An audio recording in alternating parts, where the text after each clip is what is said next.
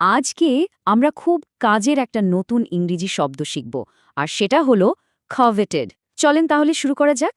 শব্দটা সহজে বোঝার জন্য চলেন প্রথমে দুই বন্ধুর একটা ছোট্ট গল্প শুনে আসি। এই যে আমাদের প্রথম বন্ধু রনি, ওর কাছে একদম নতুন আর খুব সুন্দর একটা ক্রিকেট ব্যাট আছে। আর এ হলো ওর বন্ধু স্বামী। দেখুন, স্বামী কিন্তু রনির নতুন ব্যাগটার দিকে তাকিয়ে আছে।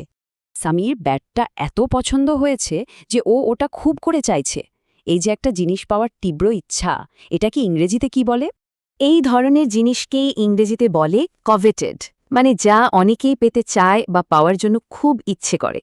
তাহলে যেহেতু স্বামীর ব্যাটটা খুব পছন্দ, তাই আমরা বলতে পারি এই ক্রিকেট ব্যাটটা একটা coveted জিনিস। আর কোনো কিছু পাওয়ার এই যে তীব্র ইচ্ছাটা, এই কাজটাকে বলা হয় টু covet। এটা একটা ভার্ব, মানে কাজ করা বোঝাচ্ছে।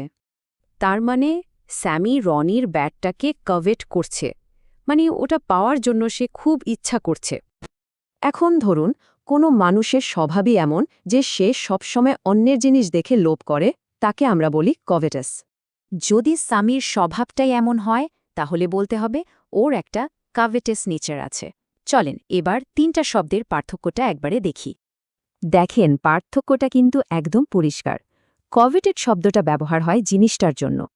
গল্প তো হলো, এবার চলেন দেখি বাস্তব জীবনে এই শব্দগুলো কিভাবে ব্যবহার করা হয়। যেমন ধরেন, একটা কোম্পানির সিইওর পদ, এটা সবাই পেতে চায়, তাই এটা একটা কভেটেড পজিশন। বা ধরেন, খুব জনপ্রিয় একটা লিমিটেড এডিশন স্নিকার্স, যেহেতু সবাই এটা কিনতে চায়, তাই এটাও খুব কাভেটেড। এই বাক্যে কভেটস একটা কাজ বোঝাচ্ছে, মানে সে তার সহকর্মীর পাওয়া প্রমোশনটা খুব করে চাইছে।